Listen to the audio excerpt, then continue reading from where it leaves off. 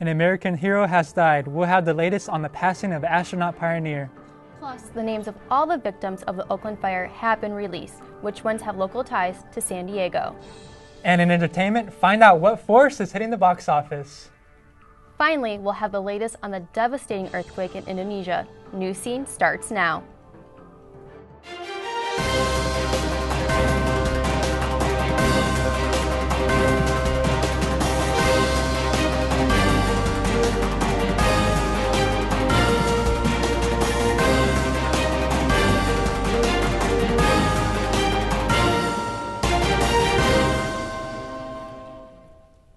Hello, welcome to this last episode of Newscene. I am David Purdell. And I'm Brooke Slyer. Thank you for joining us. An American hero and former astronaut passed away yesterday. John Glenn was hospitalized at Ohio State's James Cancer Hospital for more than a week before passing away at age 95. Glenn became a Marine pilot after the attack on Pearl Harbor in 1941. He flew 59 combat missions in the South Pacific during World War II and another 63 missions during the Korean conflict. In 1959, NASA selected him as one of the first 7 astronauts for our country's space program. Glenn later acted as a NASA advisor and retired from the Marine Corps before running as a Democrat for the U.S. Senate. He served the state of Ohio for 25 years. Dozens of people were killed after a warehouse went up in flames. Could it have been prevented? Maria Murcia has more on the developing details. Tragedy, horror, and tragedy. A dance party gone wrong. 36 people dead. Hundreds grieving the loss of their loved ones after an Oakland warehouse went up in flames. Known as the ghost ship to locals, this 2-story building was turned into a maze of rooms, furniture, and art. Manager and co-founder Derek Ian Almena became visibly agitated when asked who should take the blame for the inferno. What am I going to say to that? Should I be held accountable? I can barely stand here right now. I would rather get on the floor and be trampled by the parents. I'd rather let them tear at my flesh than answer these ridiculous questions. This after the district attorney said she's considering criminal charges against him. Almena says when he signed a lease, he, quote, got a building that was to city standards supposedly. But Jill Snyder, an ATF agent, says there was no sprinklers or fire alarm systems in the building. This fire is the highest number of fire fatalities in the country in the last 13 years. Investigators are still looking at previous code violations and complaints, illegal residency permits, and dangerous trash around the area. The range of charges could be murder all the way to involuntary manslaughter. At this point, most of the victims have been identified. Among them, 25-year-old Nick Gomez Hall from Coronado and 32-year-old Brandon Chase Wittenauer, who grew up in San Diego. Maria Murcia, Newscene. Investigators are still looking into what caused the fire. Officials say it will take several weeks before they can come to any conclusions. Our love goes out to all the families affected in this tragedy. A temporary victory has fallen over the protesters at Standing Rock. Just days after many U.S. veterans marched to the front lines of the Dakota Access Pipeline protests, the Army Corps of Engineers put a halt to the construction. They stated they would not allow the pipeline to continue to be built. This is a huge accomplishment for the protesters, for they have been fighting in treacherous conditions and health concerns. But the celebration may be short-lived. The Energy Transfer's partners stated that this temporary hold will not stop the project from being completed. When Donald Trump is inaugurated in January, he will be reviewing this matter.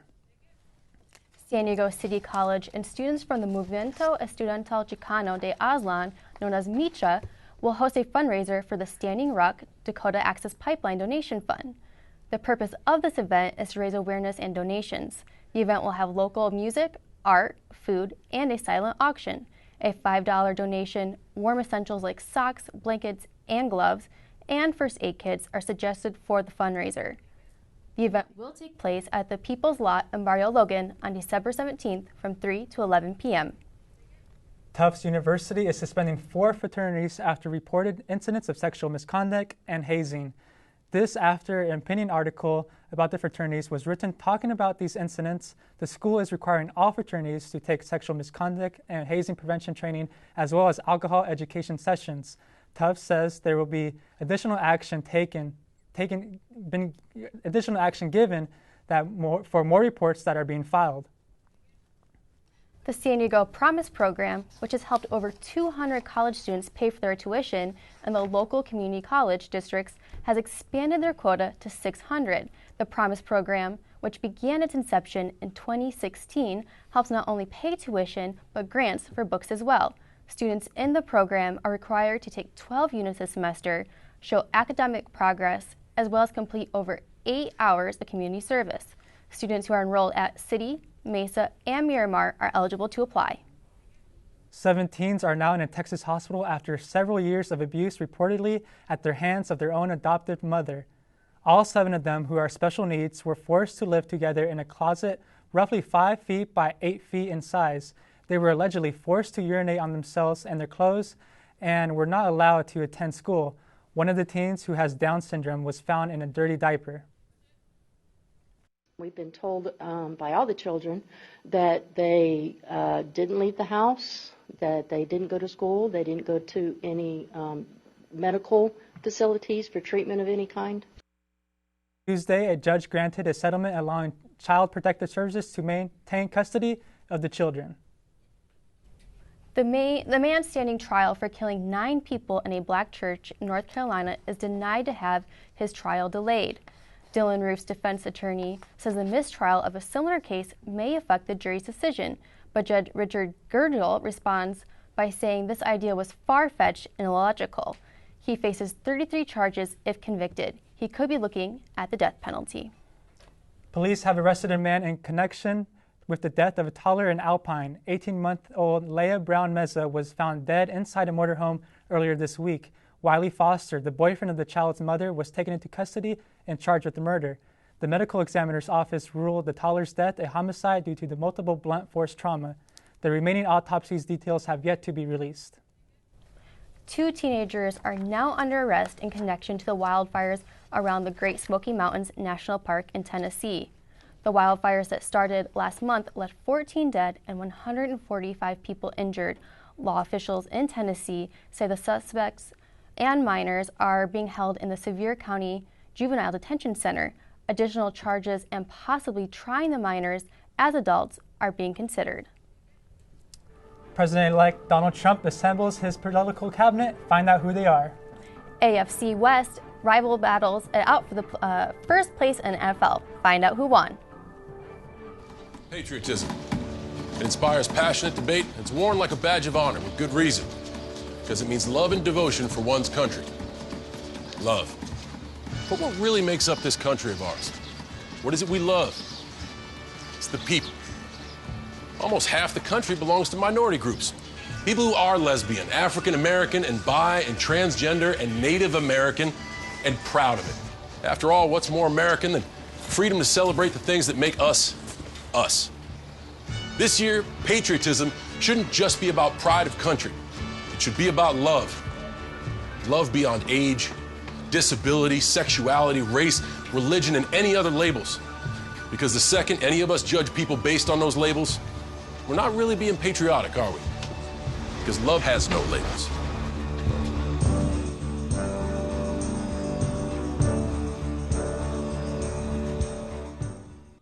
We are seeing a string of retired generals being interviewed and nominated to join the Trump administration. Gabriel Salazar updates us on who Donald Trump is surrounding himself with, including those strong military backgrounds. I know more about ISIS than the generals do, believe me. On the campaign trail, he trashed America's generals. Under the leadership of Barack Obama and Hillary Clinton, the generals have been reduced to rubble. They have been reduced to a point where it's embarrassing for our country. Now as president-elect, he is surrounding himself with them. Your next Secretary of Defense, General Mad Dog Mattis. The total so far, 3 and counting. Retired Marine General James Mattis for Secretary of Defense. How about General Flynn? We love General Flynn, right? retired Army General Michael Flynn for National Security Advisor, and retired Marine General John Kelly for Homeland Security. Of the Polaris missile. A number not seen even in the administration of the last actual general to serve as president, Dwight Eisenhower. General Eisenhower. Beyond retired generals, Trump has also selected people with military backgrounds for key positions. Congressman Mike Pompeo, his choice to lead the CIA, is an Army vet who graduated first in his class from West Point. Steve Bannon, senior advisor and strategist, was a naval officer. That goes against the normal ethos of having civilian control, not only of the military, but of the government at large. You have to be very careful that you bring a balance. Trump openly talked about his pick for Secretary of Defense, General Mattis, calling him the living embodiment of the Marine Corps motto, always faithful.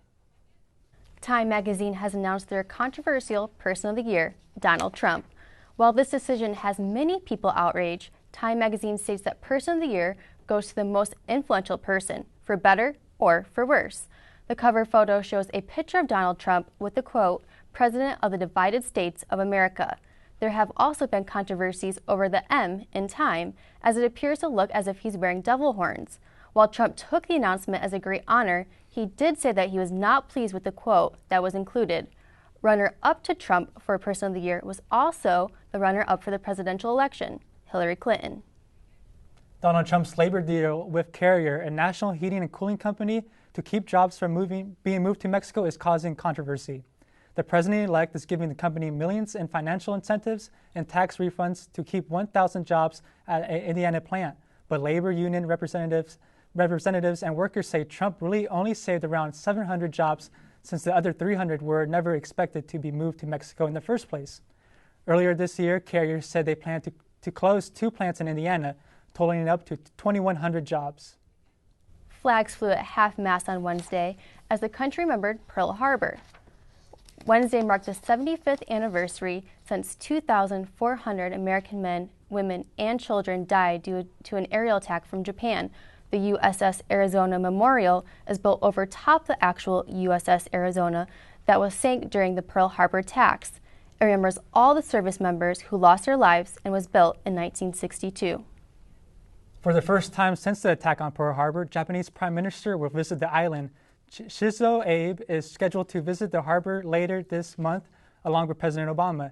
He hopes the visit will show the resolve of the horrors caused by the war. The attacks by Japanese forces on Pearl Harbor forced the U.S. into World War II. A Pakistan plane crashed earlier this week, killing all 47 people that were aboard. According to Pakistan International Airlines, the pilot made a mayday call about a suspected engine problem just before losing contact. A flight data recorder has been recovered as investigators are trying to find out why the plane crashed. Flight PK661 was carrying 42 passengers and 5 crew members. One of the victims was a famous Pakistani pop singer named Hunad Jamshed. Jamshed and the rest of the victims have left the nation in heartbreak. A very sad story, and now we move on to one that happened last week. The Copa Sudamericana will award the Brazilian soccer team that was involved in a tragic plane crash in Colombia. As you may recall, the Chapecoense soccer team were on their way to play in the final match of the Sudamericana tournament in Colombia. 71 people died and incredibly 6 survived. And now a week later, officials plan to crown the team from the city of Chapeco as the champions. The team will also receive a $2 million prize. A trophy ceremony is scheduled to take place in Chapeco next week. The Chargers football team got into the holiday spirit by giving back. Members of the team visited Baker Elementary School earlier this week and gave more than 150 new bikes to students.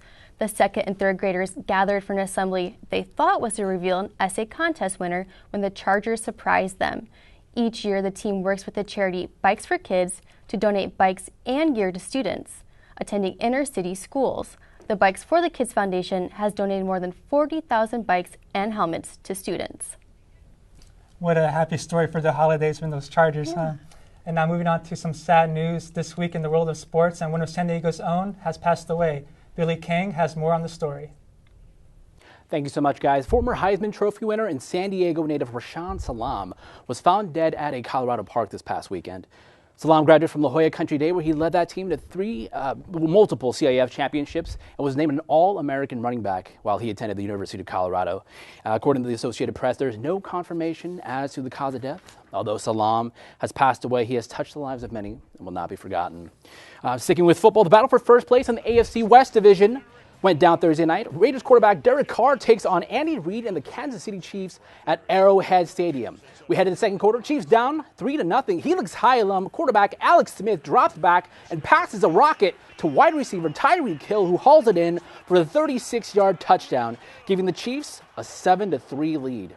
Later in the second quarter, with the Raiders punting, Tyreek King of the Hill, who muffed the punt earlier in the game, makes the catch and puts the pedal to the metal and speeds off into the end zone, running past defenders for 78 yards. There he goes. He's not touched by anybody. Woo! Makes his best impression of the Flash. And Chiefs tight end Travis Kelce loves the play. With only seconds left in the first half, the Raiders have the ball, the Chiefs' red zone. Raiders running back Latavius Murray takes it to the left and stretches out the ball into the end zone. The call in the field is that he's short of the touchdown, but after further review, the ball breaks the plane to the goal line. Touchdown, Raiders. Murray would go on to rush for over 100 yards in the game. And the ref does his best impression of the YMCA. We head to the third quarter with the Chiefs up 21-10. Alex Smith drops back for a pass in the middle, and it's intercepted by C.J. Murray and returned for 14 yards, which leads to a Raiders field goal. With 2 minutes left in the game, on 4th and 6, Derek Carr throws a fade pass to Andre Holmes to try and win the game. But here it goes, and it's batted down by Terrence Mitchell, and the Raiders turn it over on downs. Final score, the Chiefs win the game 21-13 and have sole possession of first place in the AFC West. And that'll do it for sports. Back to you lovely folks at the desk. All right, thank you, Billy. What a wild game that was. I was really hoping for the Raiders to pull off a win, but maybe next time. Find out what Queen Bee, Adele, and Kanye West all have in common coming up after the break.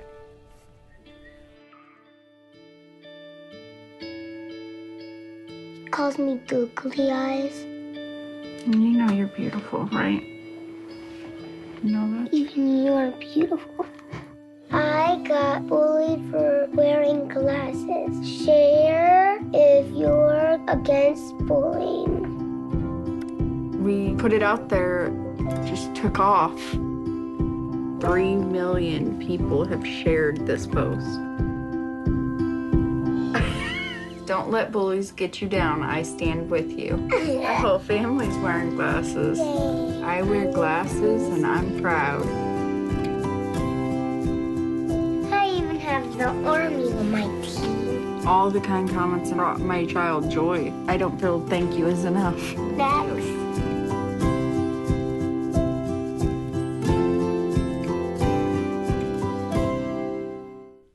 Welcome back to Newscene. In North Carolina, family's trip to the mall was ruined on Saturday. 9-year-old Anthony Mays was fat-shamed by a mall Santa after telling him what he wanted for Christmas.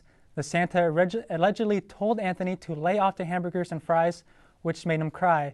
According to WLOS, Santa later apologized to the family. Dunkin' Donuts has just opened its first 24-hour drive-thru in San Diego. The new shop, which opened on Tuesday, is located in National City on East Plaza Boulevard, right off the 805. In addition to the 24-hour drive-thru, it also features the largest Dunkin' Donuts sign west of the Mississippi. The shop is locally owned and operated by the disabled U.S. veteran-owned business Burton Restaurants. After debate and controversy all over the country, a local San Diego library unveiled the first gender-neutral bathroom.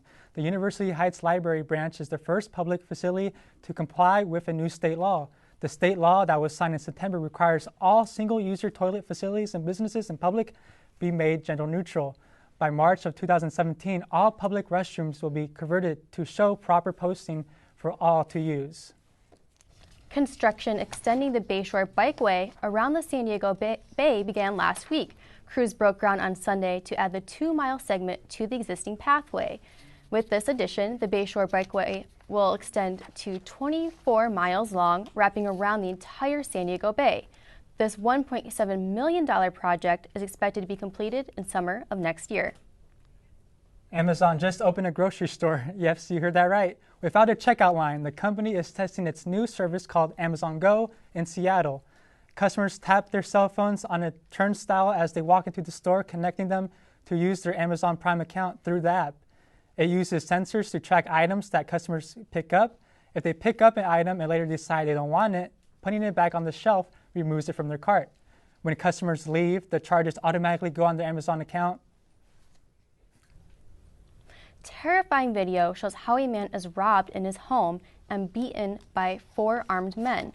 The homeowner opened the door to a fake UPS man to have a gun shoved in his face. Then 3 other armed men stormed in. They beat the homeowner with a bat for 6 minutes and tased him time he came through. The man's broke off at my jawline. They took 28 staples out of my skull yesterday. And then my lip was split all the way to my nose. And concussion, of course. Just severe head trauma. The man's wife and daughters hid in the closet while the home was robbed. The men got away with jewelry and collectible guns. Houston police are asking for the public's help in identifying these 4 men. A personal masterpiece by a world-renowned artist is on display in Pasadena today. Vincent van Gogh's bedroom, which was painted back in 1889, is one of the 5 different versions, 3 of which can be seen in museums. Bedroom is on loan until March 6 at the Norton Simon Museum. For more information, go to nortonsimon.org. A lot happening in the music and film world. I don't know about you, but I can't wait to see the new Star Wars movie.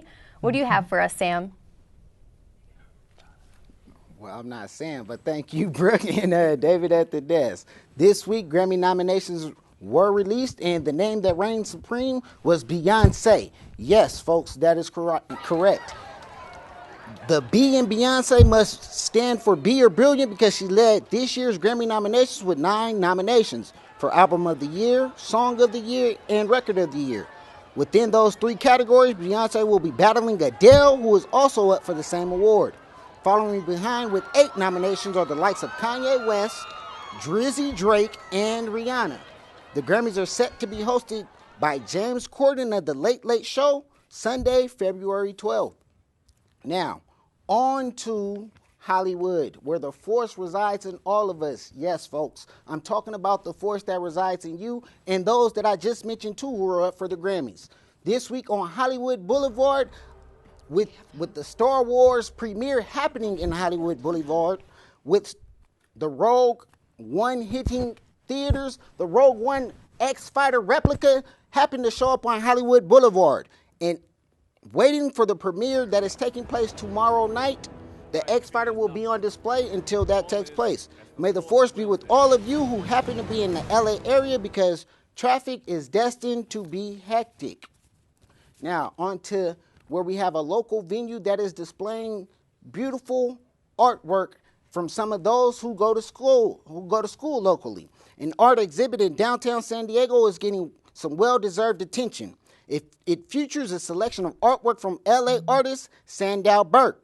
The work centers around the themes of global concerns and criminal justice. The gallery is curated by SDSU professor Tina Yapeli.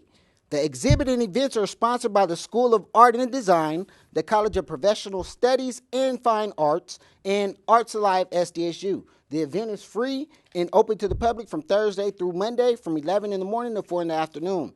The Privities and Monuments exhibit and tour runs through January 29th at 725 West Broadway. Yes, you can go and check out some of that artwork too. Now, we end with Lady Gaga, who just so happened to tell us that she is dealing with PSD, and she did disclose that information to some youth members in New York. That's all that I have for you in entertainment. Back to you at the desk. All right, thank you, John. Sorry about calling you Sam, but I don't know what we were thinking.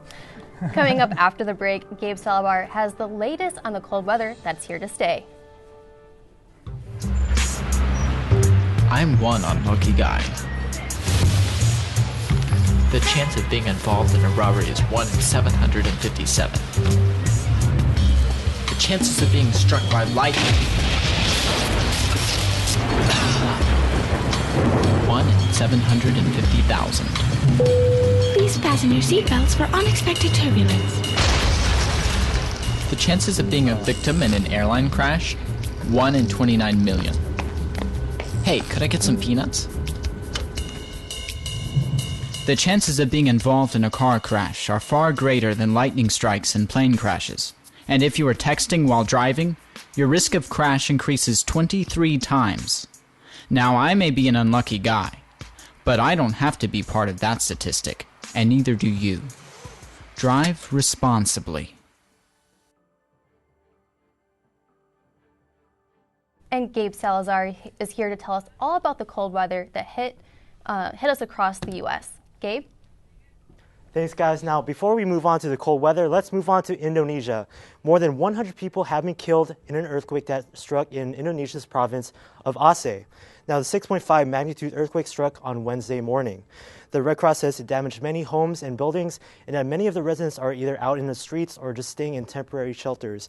Now, this week has had a whirlwind of bizarre temperatures of the weather, especially with all the snowstorms that hit all across the U.S., even reaching Hawaii, my home state, getting some of the action with 3 inches of snow. Luckily, here in San Diego, we've been enjoying some pretty nice temperatures, so moving our way to our current San Diego temperatures. Looks like it's going to be a pretty average day. Oceanside to Vista area is going to stay in the high 50s. Moving our way down to La Jolla, Kearny Mesa, downtown San Diego is going to be in the high 50s to low 60s. Moving our way to IB and Chula Vista area is going to be in the mid 60s to low 60s. And all the way up in the mountains, Julian and Ramona is going to be in the mid to high 50s. Now, moving our way to our current or our weekend weather forecast. Today is going to be pretty chilly. Highs are going to be in the high 60s. Tonight is going to stay lows in the mid 50s to high 50s, excuse me. And precipitation, 20% chance of precipitation. Moving our way to Saturday, highs in the high 60s and 20% chance of precipitation. And Saturday night, lows in the high 50s. Now moving our way to our current national temperatures. Looks like it's going to be a pretty chilly day throughout. And that's all I have for this weather forecast. Back to you guys at the desk. All right, thank you, Gabe, for that. What are your plans for this weekend? You know, I want to go check out some of the new movies that are coming out and go see those. What about you? Yeah, Star Wars, it comes out next weekend, and I just can't wait for, I can't wait to hit the lines and see it in theaters. I feel like I need to watch all of them and recap on all the Star Wars movies sometime. Yeah, right, yeah. I'm most likely going to do it because I just love the film, so it's going to be a pretty nice weekend. All right. But that's all the time we have for this episode of Newscene. And hope to see you in the spring. Bye.